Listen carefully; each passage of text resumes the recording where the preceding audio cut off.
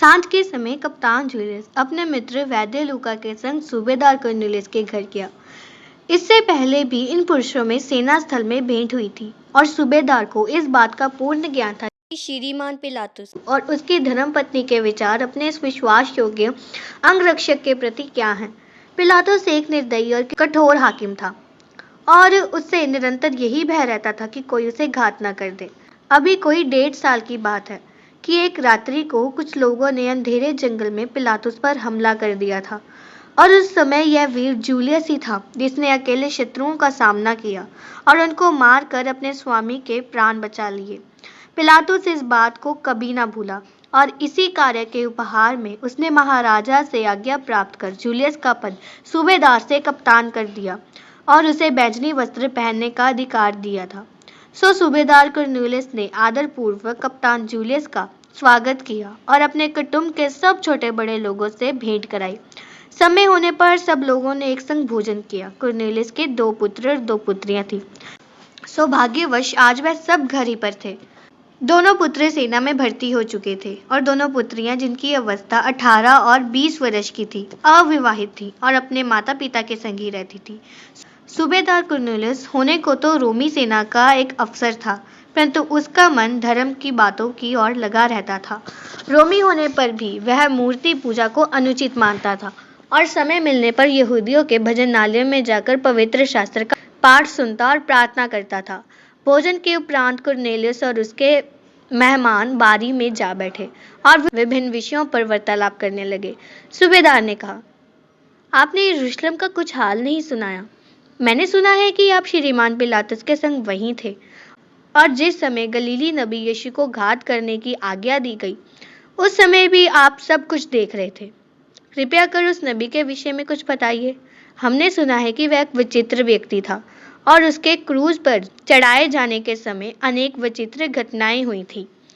महाशय लूका के संकेत पर भी कि जूलियस बहुत न बोले, उस वीर ने जो अनुभव उसे उस विचित्र व्यक्ति के विषय में हुआ था सो कह सुनाया, परंतु बैंजनी वस्त्र की बात को गुप्त ही रखा। इतने में कर्नेलियस की पुत्री कुमारी रोमिला कुछ ठंडा जल लेकर आई और जूलियस के निकट बैठकर बड़े ध्यान से सुनने लगी।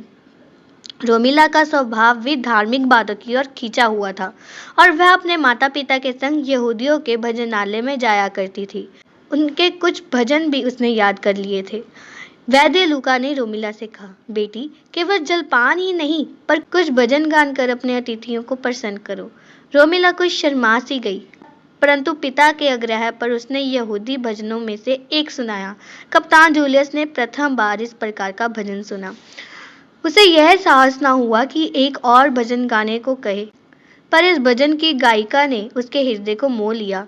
आधी रात के निकट जूलियस अपनी छावनी में चला गया और उस मनोहर मूर्ति के विषय में सोचने लगा जिसने आज प्रथम बार उसके हृदय को छू लिया था।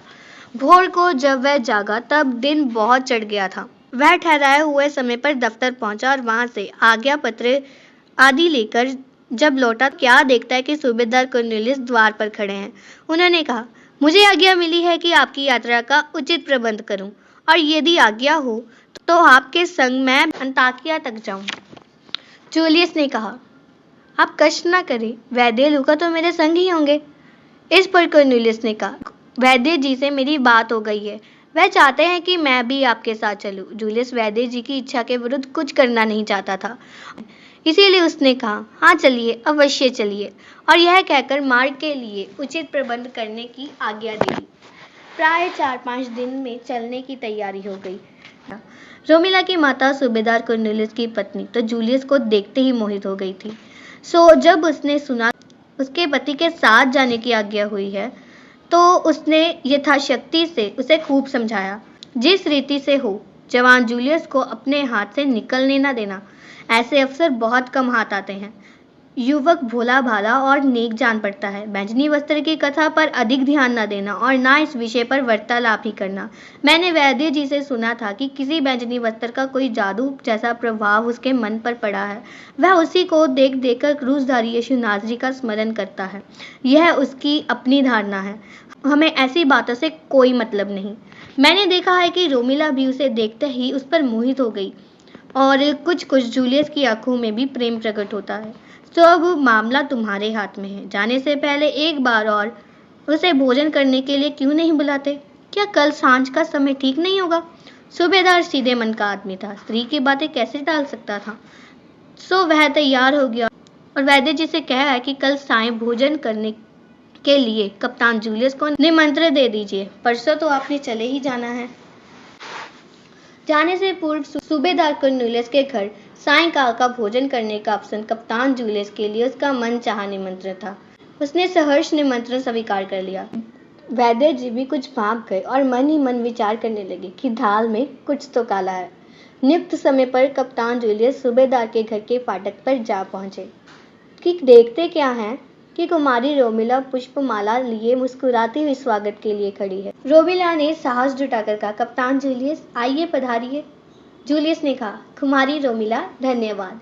यही उनकी गहरी मित्रता का आरंभ था।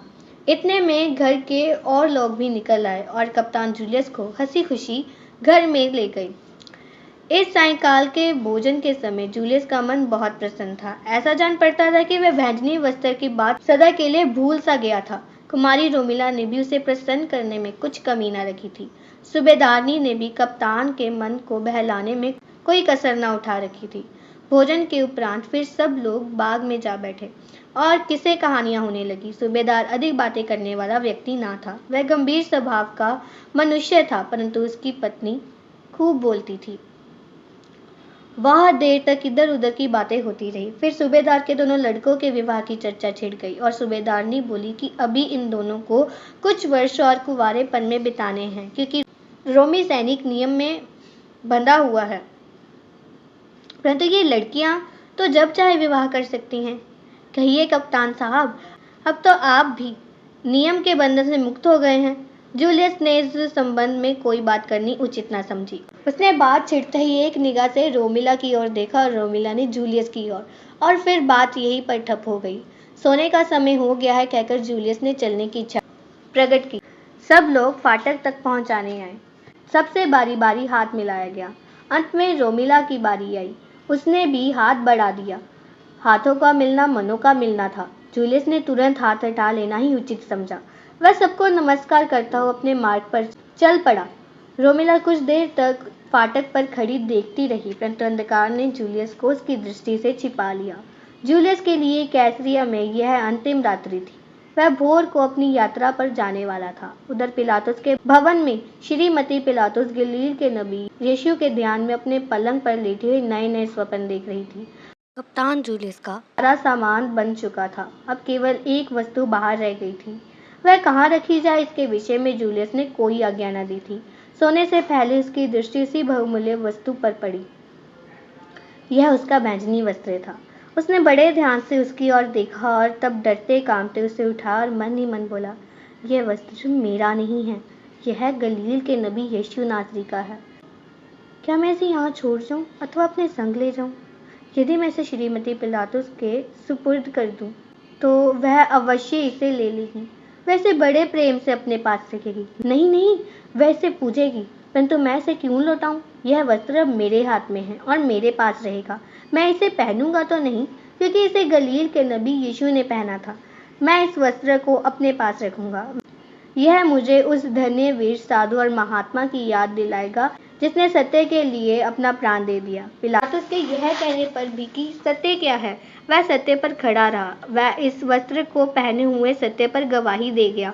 उसने किसी समय कहा था कि तुम सत्य को जानोगे और सत्य तुम्हें स्वतंत्र करेगा।